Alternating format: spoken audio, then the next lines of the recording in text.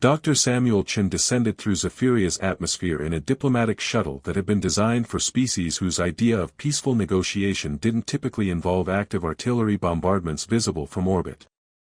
The planet below showed the scars of 2 centuries of civil war, cities divided by defensive barriers, agricultural regions abandoned due to shifting battle lines, and technological infrastructure that had stagnated while 2 brilliant civilizations exhausted their resources fighting each other instead of advancing their society. Dr. Chen, came the voice of Captain Morrison through the shuttle's communication system. I'm reading weapons fire approximately 50 kilometers from your planned landing site. Should we consider alternate diplomatic venues that don't involve dodging incoming ordnance?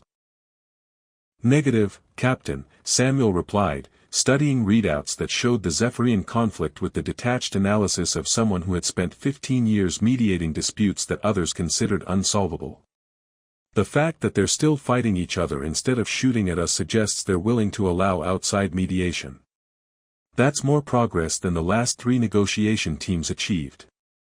The landing site was a carefully neutral zone established by previous peace attempts, located precisely halfway between the Northern Kingdom's capital of Valdris and the Southern Kingdom's seat of power in Ethermore. The area showed evidence of its diplomatic history, abandoned negotiation pavilions, defensive emplacements from both sides facing each other across carefully measured distances, and the kind of elaborate security protocols that suggested previous peace talks had required protection from the very people they were supposed to help. Samuel emerged from his shuttle to find himself greeted by representatives from both kingdoms, their elegant pointed ears and formal bearing suggesting a species that valued ceremony and precision even in the midst of generational warfare. Lady Celeste of the Northern Kingdom and Lord Marcus of the Southern Kingdom stood at exactly equal distances from the landing pad, their positions calculated to avoid any suggestion that one side was receiving preferential treatment. Dr. Chen, Lady Celeste said with the kind of diplomatic courtesy that managed to convey both welcome and skepticism, the Northern Kingdom acknowledges your arrival and expresses hope that your mediation attempt will prove more successful than previous efforts. Dr. Chen, Lord Marcus said with identical diplomatic precision, the Southern Kingdom extends formal greeting and cautious optimism regarding your mission parameters. Samuel studied his 2 escorts, noting that their carefully matched formality was probably the result of extensive negotiation about proper protocols for receiving alien mediators. Thank you both, he said, maintaining the diplomatic neutrality that had become second nature during his career. I appreciate your willingness to attempt resolution of what I understand is an extremely complex situation. Complex is diplomatic terminology for completely impossible, Lady Celeste observed with humor that suggested Zephyrian culture appreciated understatement. Previous mediation teams have described our conflict using terms that included intractable, fundamentally irresolvable, and a textbook example of why some wars simply cannot be ended through negotiation. I prefer to think of it as creatively challenging, Samuel replied, following his escorts toward the negotiation facility while noting the defensive positions both sides maintained even during diplomatic meetings. After all, every conflict has solutions, sometimes they just require approaches that haven't been tried yet. The negotiation center was a marvel of diplomatic architecture designed to ensure that neither side could claim advantage through environmental factors. Every detail had been calculated for perfect neutrality, identical chambers for both delegations, meeting rooms positioned exactly halfway between kingdom territories, and communication systems that provided equal access to external consultation without allowing either side to gain intelligence advantages. Dr. Chen, Lord Marcus said as they toured the facility, your reputation suggests significant success with interspecies conflict resolution. However, previous human mediators have found Zephyrian cultural dynamics challenging to navigate. Challenging how? Our species' approach to honor, governance, and resource allocation operates according to principles that human psychology often finds counterintuitive, Lady Celeste explained. Previous mediation attempts failed because human solutions assumed motivations and priorities that don't accurately reflect Zephyrian decision-making processes. Samuel nodded, understanding that his success would depend on learning to think like a Zephyrian rather than trying to make Zephyrians think like humans. What would you say are the fundamental differences between human and Zephyrian approaches to conflict resolution? Humans appear to prioritize practical outcomes over procedural correctness, Lord Marcus observed. Zephyrians consider procedural correctness to be inseparable from acceptable outcomes. Solutions that ignore proper protocols are inherently invalid regardless of their practical effectiveness. Additionally, Lady Celeste added, human mediation typically focuses on compromise and mutual concession. Zephyrian culture views compromise as evidence of insufficient commitment to core principles, which undermines the credibility necessary for sustainable agreements. So you need solutions that satisfy both sides' practical needs while maintaining each side's perception that they haven't compromised their principles. Precisely, both escorts said simultaneously, then looked at each other with surprise at their agreement.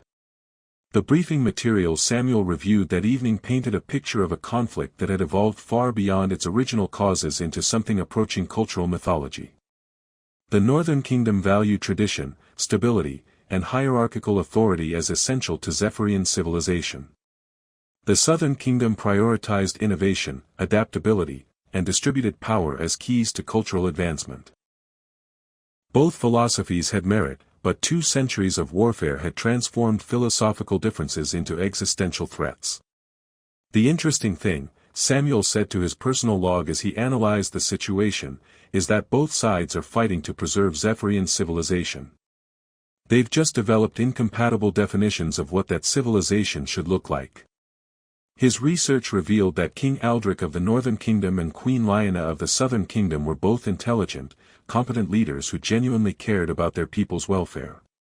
Their continued warfare wasn't the result of personal animosity or political ambition, it was the logical outcome of cultural systems that had evolved to treat any form of cooperation with the opposing side as betrayal of fundamental principles. Dr. Chen, came Lady Celeste's voice through his accommodations communication system, King Aldrich has agreed to meet with you tomorrow at dawn. He wishes to understand your assessment of our conflict before formal negotiations begin. Dr. Chen, Lord Marcus's voice followed immediately. Queen Lyanna requests audience tomorrow at sunset to discuss your initial impressions of our situation. Samuel smiled, understanding that both leaders were offering him identical opportunities while maintaining careful equality in scheduling and protocol. Please inform both rulers that I'm honored by their willingness to meet and look forward to learning their perspectives on potential pathways to resolution.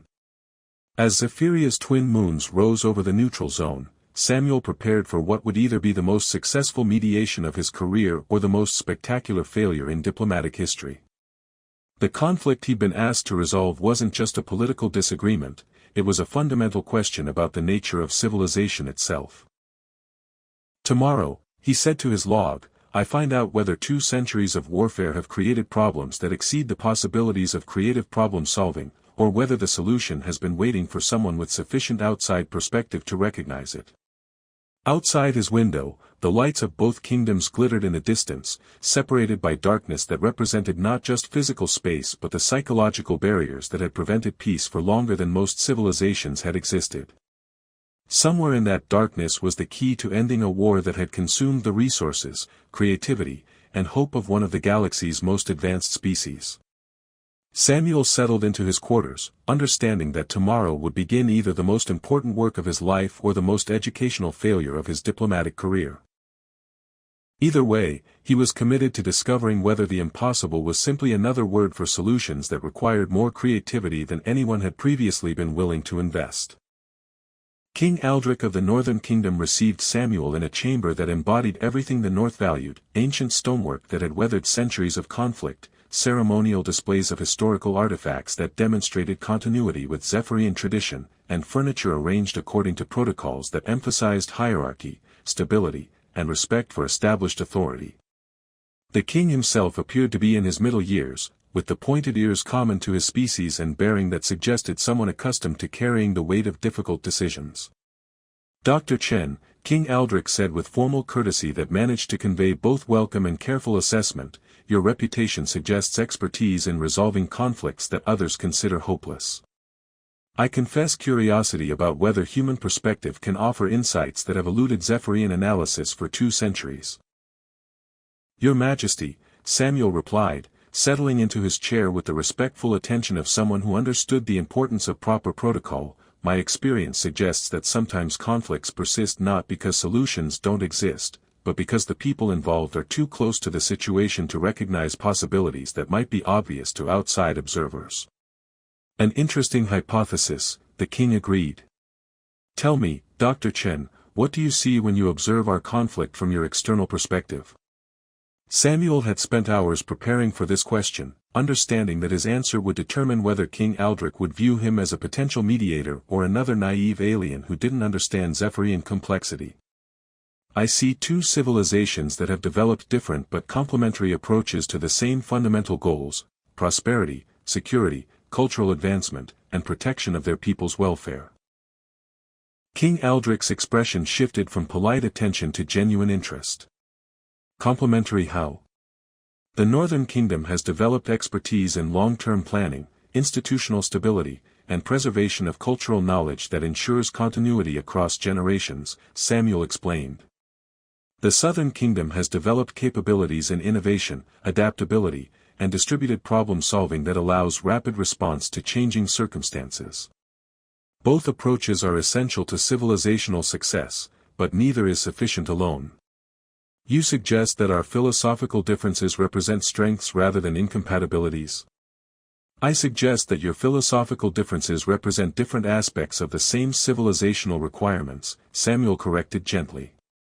Every successful society needs both stability and adaptability, both tradition and innovation, both hierarchical authority and distributed initiative. The tragedy isn't that you've developed different approaches, it's that warfare has prevented you from recognizing how those approaches could work together. King Aldrich was quiet for several minutes, studying Samuel with the careful attention of someone evaluating ideas that challenged fundamental assumptions.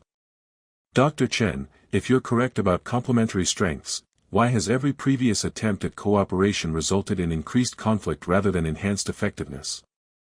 Because previous attempts assumed that cooperation required one side to adopt the other's approach, Samuel said. But what if cooperation meant creating systems that allowed both approaches to operate simultaneously, each handling the challenges it's best equipped to address? The afternoon meeting with Queen Lionette took place in a chamber that reflected Southern Kingdom values. Adaptive architecture that could be reconfigured for different purposes, technological displays that demonstrated ongoing innovation, and seating arrangements that emphasized collaboration and distributed authority. The Queen appeared younger than King Aldrich, though her bearing suggested someone who had learned to make complex decisions under extreme pressure. Dr. Chen, Queen Lionette said with the direct communication style that Samuel had learned characterized Southern Kingdom culture, King Aldrich's representative has already briefed me on your morning conversation. Your perspective on complementary strengths is intriguing, but it overlooks the fundamental incompatibility between our governance philosophies. How so, Your Majesty? Northern approaches to decision-making require clear hierarchical authority and extended deliberation processes that prioritize stability over responsiveness, she explained. Southern approaches require distributed authority and rapid adaptation that prioritizes effectiveness over procedural consistency. These methodologies cannot coexist within the same governmental structure without creating paralysis or chaos. Samuel nodded, understanding that Queen Lionette had identified the core practical challenge that had prevented previous cooperation attempts. You're absolutely right that those methodologies can't coexist within the same structure, he agreed. But what if they didn't have to? Clarification requested. What if governmental structure included separate systems optimized for different types of challenges, with clear protocols for determining which system handles which decisions? Samuel suggested. Long-term planning and institutional stability could be managed through Northern methodologies, while crisis response and innovation development could be handled through Southern approaches. Queen Lionette's expression showed the same shift from polite attention to genuine interest that Samuel had seen in King Aldrich. You're proposing parallel governance systems rather than unified command structure. I'm proposing specialized governance systems that operate according to their strengths while coordinating for overall civilizational benefit, Samuel clarified. The same way military organizations use different units for different tactical requirements, or the way biological systems use different organs for different physiological functions. Biological systems, the Queen repeated thoughtfully. An interesting analogy. But biological systems require coordinating mechanisms that ensure overall organism survival rather than competition between component parts. Exactly, Samuel said, feeling excitement at her recognition of the key principle. The question becomes: what coordinating mechanisms would ensure that northern and southern approaches work together for overall Zephyrian benefit rather than competing for dominance? Their evening discussion continued for hours as Queen Lyanna explored the implications of Samuel's proposals, testing their practical applicability against scenarios that had historically created conflict between the kingdoms. Her analytical approach complemented King Aldric's strategic thinking in ways that demonstrated exactly the kind of cooperation Samuel was trying to facilitate. Dr. Chen, she said as their meeting concluded, your proposals require significant development before they could be practically implemented. However, they represent the first external analysis that recognizes our conflict as a coordination problem rather than a fundamental incompatibility.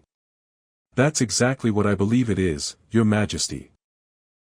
The challenge now is developing specific mechanisms that allow coordination without requiring either side to abandon the approaches that have made them successful. Samuel spent the following days in intensive consultation with advisors from both kingdoms, learning about the historical events that had created current animosities while developing detailed proposals for governmental structures that could accommodate both northern and southern methodologies. The work required him to become expert in Zephyrian law, culture, economics, and psychology while designing systems that had never been attempted by any civilization in galactic history. Personal log, Day 7. Samuel recorded as he reviewed his accumulated research. The solution is becoming clearer, but it's more complex than any mediation I've previously attempted. Success requires creating not just peace agreements, but entirely new forms of governmental organization that allow competing philosophies to coexist productively. The breakthrough came when Samuel realized that both kingdoms were trying to preserve Zephyrian civilization, but they'd developed different definitions of what that preservation required. Northern approaches emphasized cultural continuity and institutional stability. Southern approaches emphasized adaptability and innovation. Both were essential to long-term civilizational survival, but centuries of conflict had convinced each side that the other's approach threatened their own. The key, Samuel said to Lady Celeste and Lord Marcus during his next briefing, is creating systems that demonstrate how northern and southern approaches strengthen each other rather than competing. But that requires both sides to recognize that their opponents are trying to solve the same problems they are, just using different methodologies. Dr. Chen, Lady Celeste said with obvious curiosity, you've spent a week studying our conflict. Do you believe it can actually be resolved, or are you simply developing more sophisticated ways to describe why it's impossible? Samuel smiled, understanding that his next answer would determine whether his mediation attempt proceeded to formal negotiations or joined the list of well-intentioned failures that had attempted to bring peace to Zephyria. Lady Celeste, he said with the confidence of someone who had spent his career making the impossible merely difficult, I believe your conflict can be resolved. But the solution isn't going to look like anything either side originally expected. The formal peace negotiations began 3 weeks after Samuel's arrival, in a ceremony that required more diplomatic protocol than most species used for declaring war.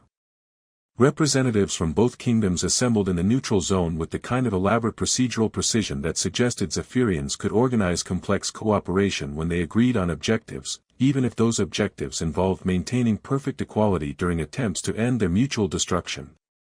Dr. Chen, King Aldric announced as the negotiations commenced, the Northern Kingdom approaches these discussions with cautious hope tempered by realistic assessment of historical precedent. Previous peace attempts have failed because proposed solutions required abandonment of principles essential to our cultural identity. Dr. Chen, Queen Lyanna responded with matching formality. The Southern Kingdom enters negotiations with openness to innovative approaches balanced by commitment to values that have sustained our people through 2 centuries of conflict. We seek resolution that preserves our ability to adapt and grow rather than accepting stagnation disguised as stability. Samuel studied the assembled delegations, noting that both sides had brought their most capable advisors while maintaining careful balance in representation, expertise, and ceremonial status. Your Majesties, he said, I propose that we begin by establishing what both kingdoms actually want to achieve through these negotiations, rather than focusing immediately on what each side is unwilling to compromise. Agreed, both rulers said simultaneously, then looked at each other with the kind of surprise that suggested they hadn't expected to find areas of immediate consensus. The first phase of negotiations focused on identifying shared objectives, and Samuel was pleased to discover that both kingdoms wanted remarkably similar outcomes: prosperity for their people, security from external threats, advancement of Zephyrian culture and technology, and preservation of their civilization for future generations. The conflict had persisted not because they wanted different things, but because they'd developed incompatible strategies for achieving the same goals. Fascinating, Queen Lyanna observed during their third day of discussions. When we focus on desired outcomes rather than preferred methodologies, our objectives are nearly identical. The divergence appears in implementation approaches rather than fundamental goals, King Aldrich agreed. Perhaps Dr. Chen's suggestion about complementary strengths deserves more serious consideration than historical experience would suggest. Samuel felt excitement building as both sides began to recognize possibilities that had been obscured by centuries of focusing on their differences rather than their commonalities. Your Majesties, he said, what if we designed governmental structures that allowed both kingdoms to pursue shared objectives using their preferred methodologies, with coordination mechanisms that ensured compatible rather than competing implementation? Explain, both rulers said, again demonstrating unconscious agreement that seemed to surprise them. Samuel activated the holographic displays that had been specifically designed for this moment, showing governmental structures that resembled nothing in Zephyrian history or galactic precedent. The United Zephyrian Kingdoms, he said, featuring parallel administrative systems optimized for different aspects of civilizational management.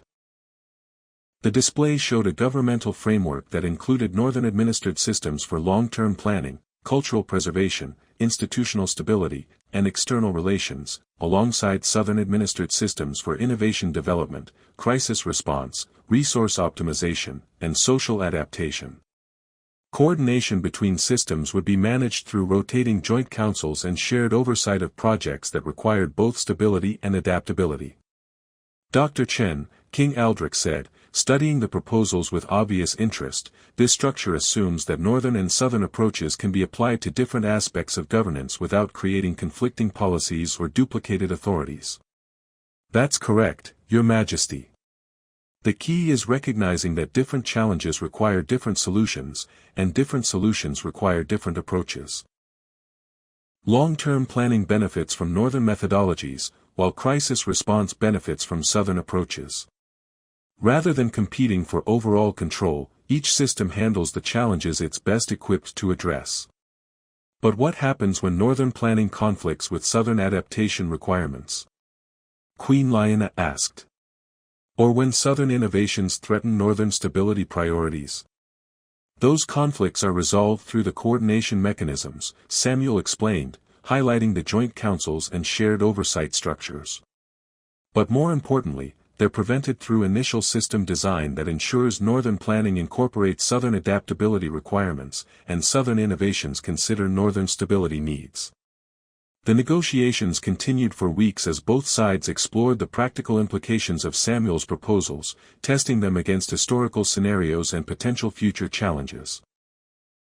The process required developing detailed protocols for everything from resource allocation to military coordination to cultural policy, while ensuring that neither kingdom felt their core values were being compromised.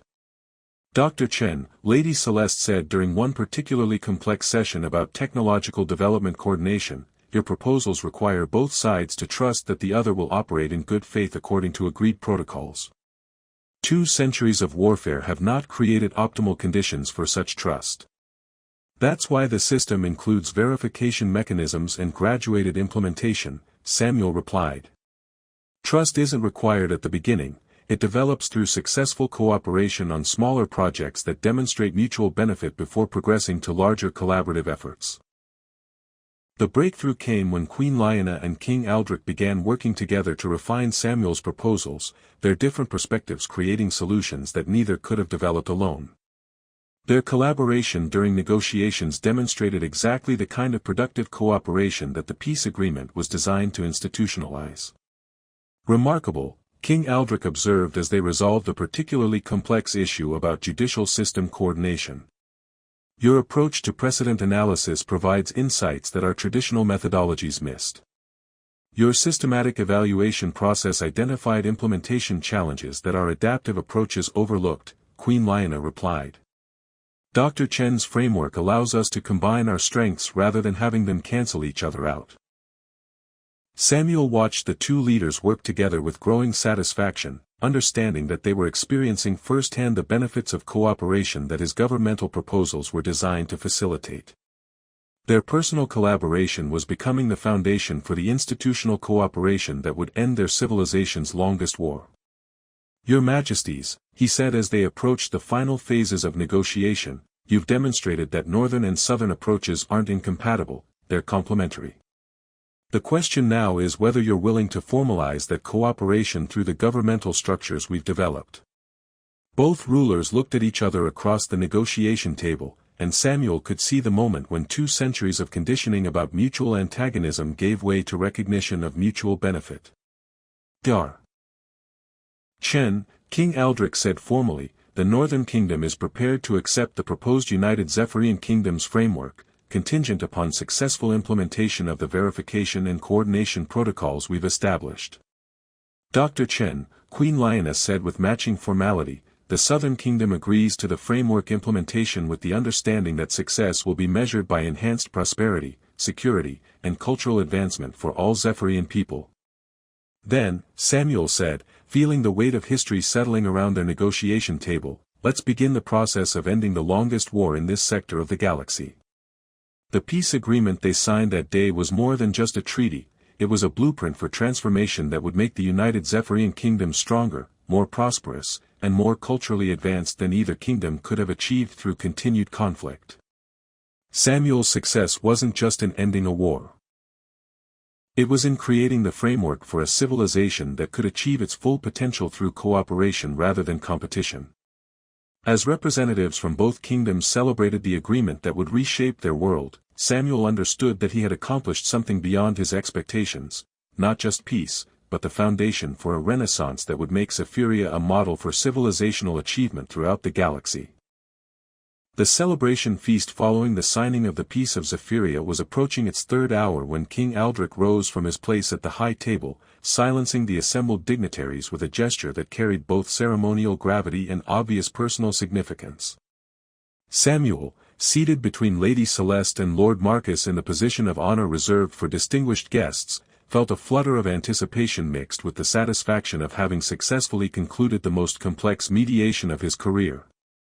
Friends, allies, and fellow Zephyrians, King Aldrich began, his voice carrying across the great hall with the authority of someone accustomed to addressing momentous occasions. Today marks not just the end of our longest war, but the beginning of our greatest opportunity for advancement.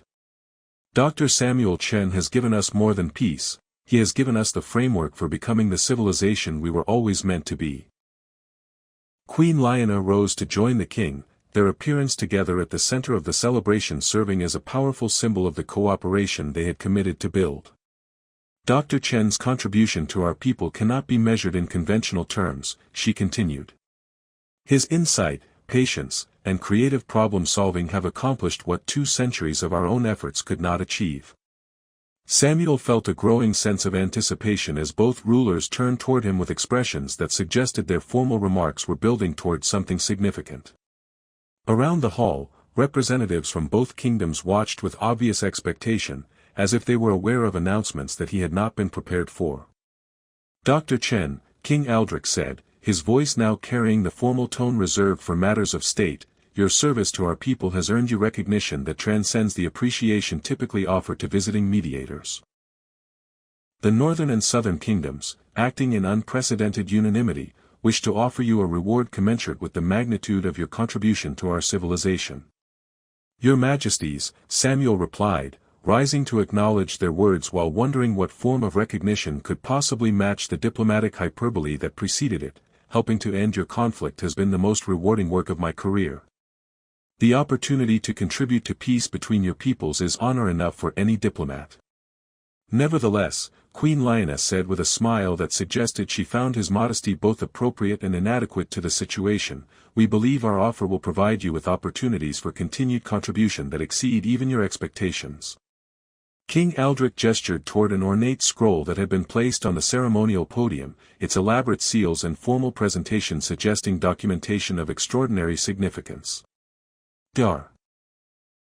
Samuel Chen, he announced with the gravity reserved for constitutional pronouncements, by unanimous consent of the Northern and Southern Kingdoms, and in recognition of your unprecedented contribution to Zephyrian civilization, we offer you the newly created position of High Chancellor of the United Zephyrian Kingdoms. The hall erupted in applause and celebration that seemed to confirm that Samuel was the only person present who hadn't known this announcement was coming. He stared at the scroll, processing the implications of an offer that exceeded anything he could have anticipated. High Chancellor, he asked, his diplomatic training temporarily overwhelmed by the magnitude of what was being proposed. The position includes authority over inter-kingdom cooperation, coordination of joint technological development, oversight of cultural exchange programs, and representation of United Zephyria in galactic diplomatic affairs, Queen Lioness explained, her words carrying the precision of someone who had spent considerable time developing the specifications. Essentially, you would be responsible for ensuring that the peace you helped create continues to evolve into the prosperity and advancement we've committed to achieve.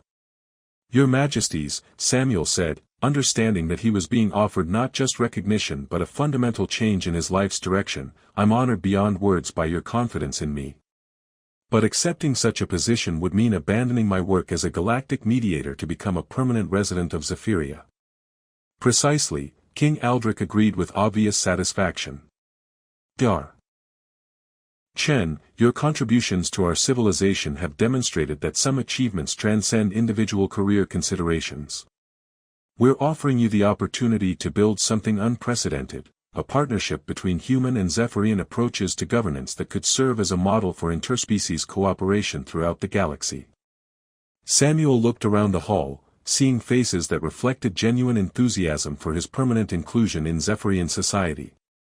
Lady Celeste was smiling with obvious approval, Lord Marcus was nodding with the satisfaction of someone whose expectations had been confirmed, and representatives from both kingdoms were watching him with expressions that suggested they viewed his acceptance as the natural culmination of his work among them. Dar. Chen, Lady Celeste said, rising to address him directly, if I may speak personally rather than diplomatically, your presence here has demonstrated that the barriers between species are less significant than the connections between individuals who share common values and complementary capabilities. What Lady Celeste is diplomatically saying, Lord Marcus added with humor that drew laughter from the assembled dignitaries, is that we've grown quite fond of you, and we'd prefer to keep you permanently rather than bidding you farewell after a job well done. Samuel felt emotion tightening his throat as he understood that the offer wasn't just professional recognition, it was an invitation to become part of a community that had come to consider him family. Your offer is extraordinary, he said, his voice carrying the weight of a decision that would reshape his entire future. But I need to understand the full implications. What exactly would High Chancellor mean in practical terms? In practical terms, Queen Lioness explained, it means that you would hold the third highest position in United Zephyrian government, with authority that exceeds most planetary leaders in other systems. You would have resources, staff, and technological support that would allow you to expand your peacemaking work from individual mediation to systematic conflict prevention on a galactic scale. Additionally, King Aldrich added with what appeared to be personal satisfaction, the position includes full citizenship in United Zephyria, with all the rights, privileges, and responsibilities that entails, including, should you choose, the expectation that you would eventually establish a family that bridges human and Zephyrian cultures.